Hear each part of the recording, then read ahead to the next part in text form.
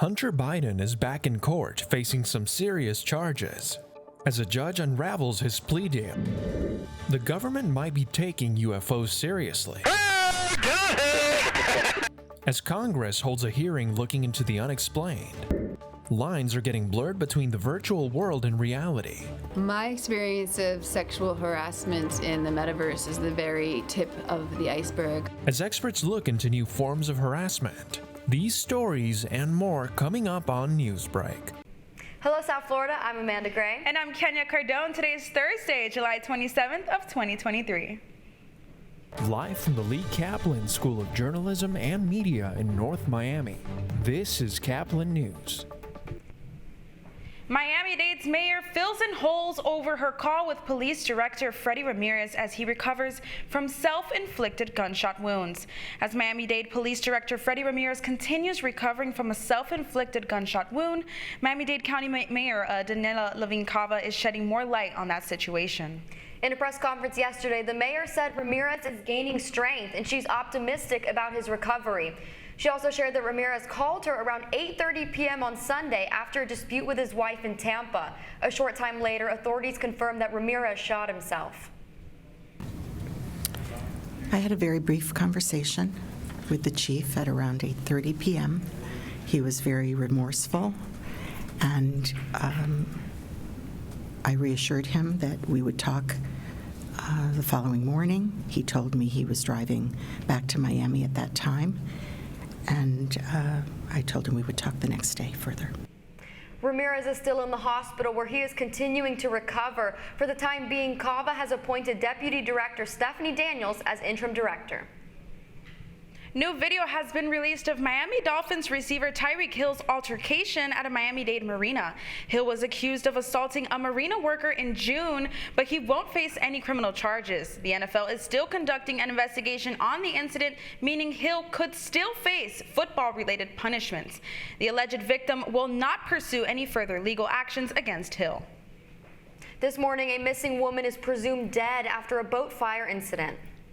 She's been identified as Linda Vela of St. Petersburg, Florida. The cause of the early Wednesday morning blaze remains under investigation by authorities. By the time the fire rescue crews arrived, the boat was fully engulfed in the flames. Officials are still working on locating Vela.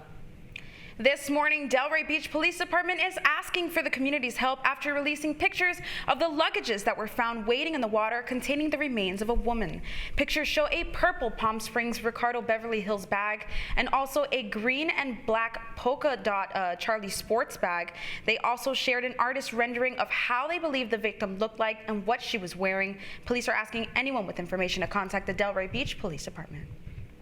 Immigrant communities in Florida are facing new challenges. As Caplin's Valeria Ulmos reports, the serious impacts of the state's new anti-immigration legislation.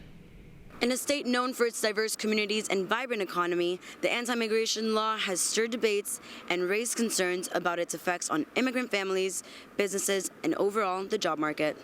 Florida has always been a sanctuary for immigrants, but now it looks like things might just take a turn.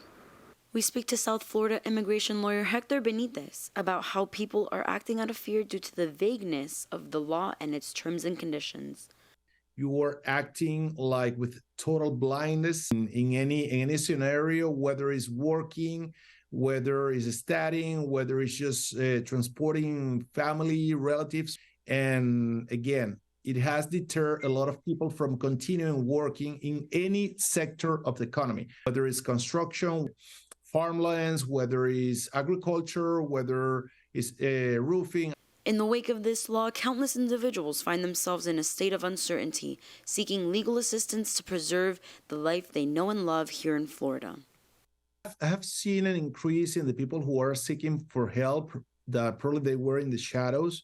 That's something that I must recognize because, of course, they don't want to leave Florida. Probably they have established here their businesses or their families. Recent developments surrounding the law have revealed an unexpected twist as even some Republicans are expressing regret over their decision to sign this legislation. Managed to obtain these videos from a town hall in which Republican lawmakers who voted for this bill said that they acknowledged that there's harm being done, acknowledged that there are worker shortages in various sectors. Yeah.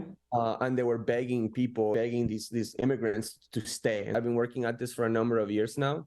And I think this is the first time that we've seen like the media and journalists really just take a good angle on this law. You know, a lot of the coverage has been on the impact of people and the impact on the economy, really just nailing down what the law does, and not just, again, regurgitating the talking points of the politicians that passed this law.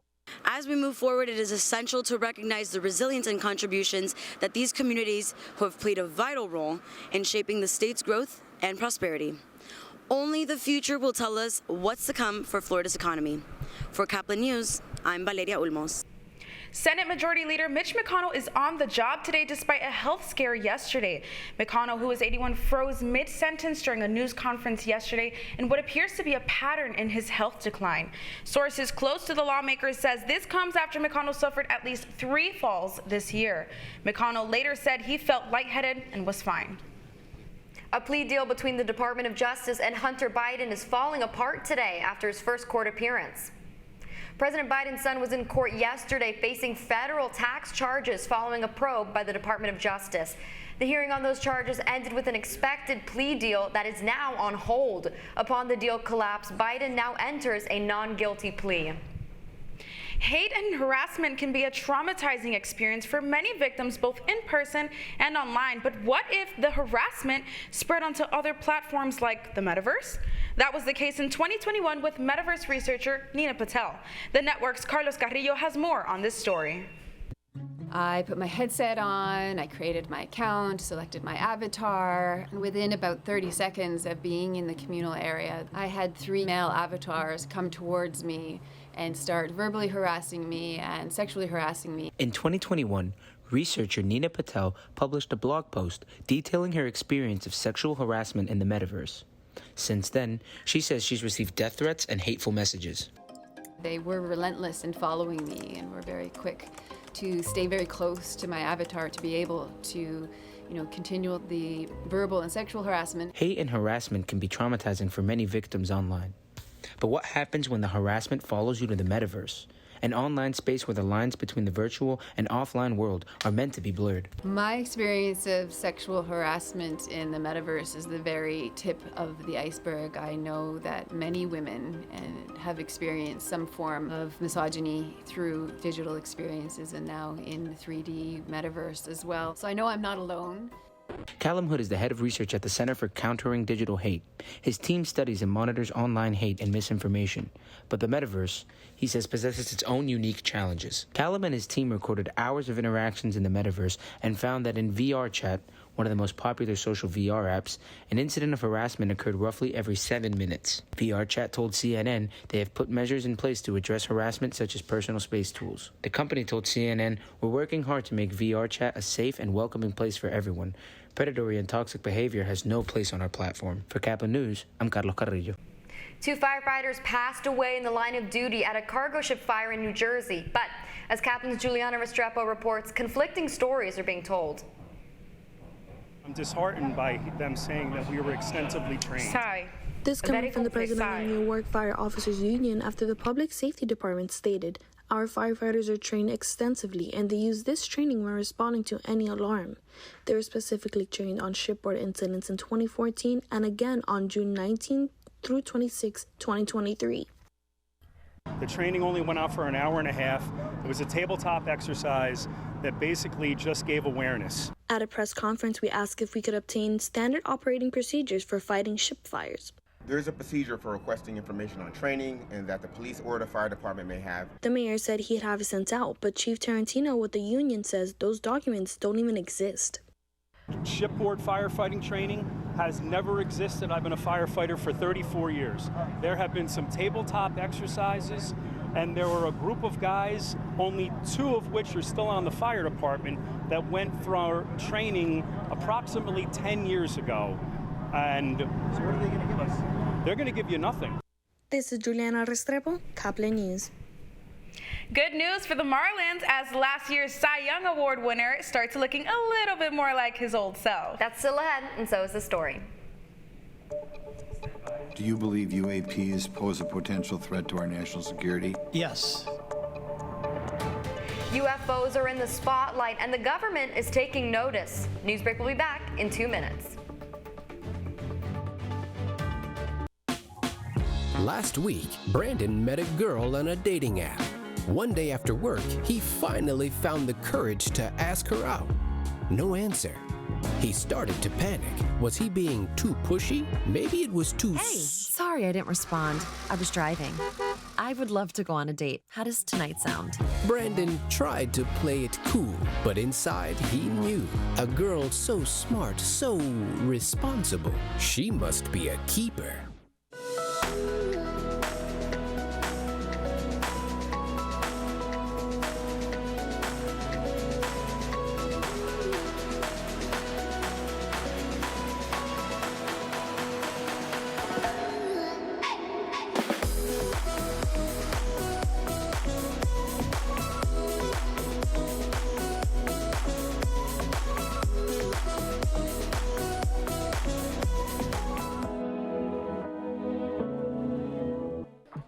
How do you know when you've made the right decision? It's the feeling you get in your gut. The one that tells you what's right or wrong. It's the one that says, sure, I can have a drink.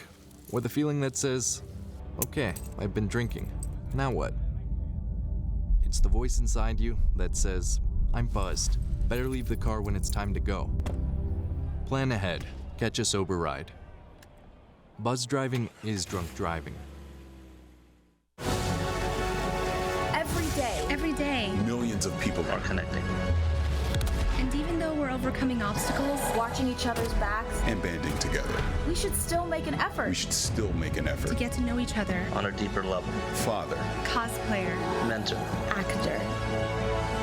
It's time we take a step forward. It's time we take a step forward. Come together and discover how accepting our differences can make us stronger.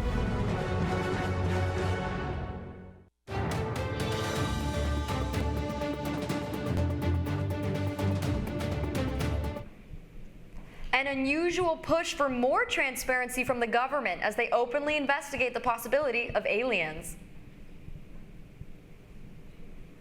Today, the world gets a little closer to confirming proof of aliens as a congressional committee held a rare hearing on Capitol Hill on the subject of UFOs. The hearing ended yesterday with both sides of Congress and witnesses pushing for more government transparency on this issue.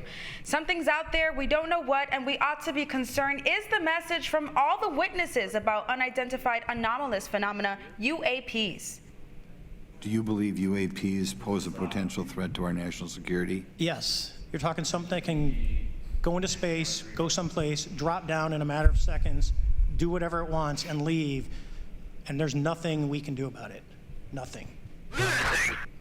Backed with videos released by the government and their own first-hand observations of what are more commonly called UFOs, the 3 retired military men, 2 former Navy pilots and a former Air Force intelligence officer, described mysterious somethings with astonishing capabilities.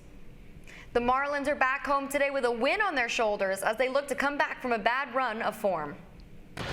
Pitcher Sandy Alcantara only needed 97 pitches to finish last night's game, the fewest pitches thrown by a starter in a 9-inning complete game this year. He only allowed 5 hits and 1 run, while the Marlins scored 7 runs.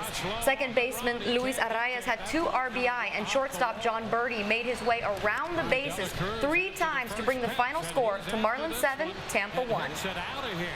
You're watching Newsbreak, and we're coming right back. And the Marlins continue.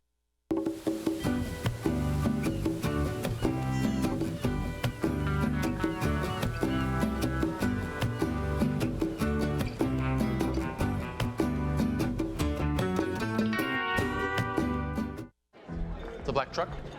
Hey, Christina from accounting. Yeah, hi. Hey, I used to date a girl named Christina. Oh, really? Yeah, and then she dumped me for my best friend. You want to see some photos of them that I took? I don't. I thought we talked about this, buddy. Buzz and overshared again? Yeah. Yeah. I'm gonna call a car. That's a smart idea.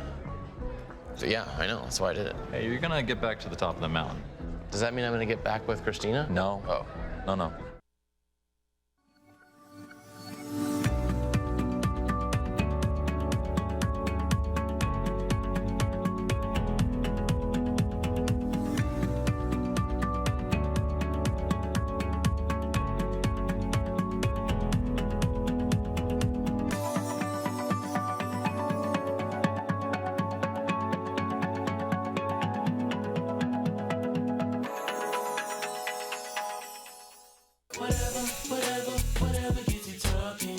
lot of ways to reach out to a friend about their mental health.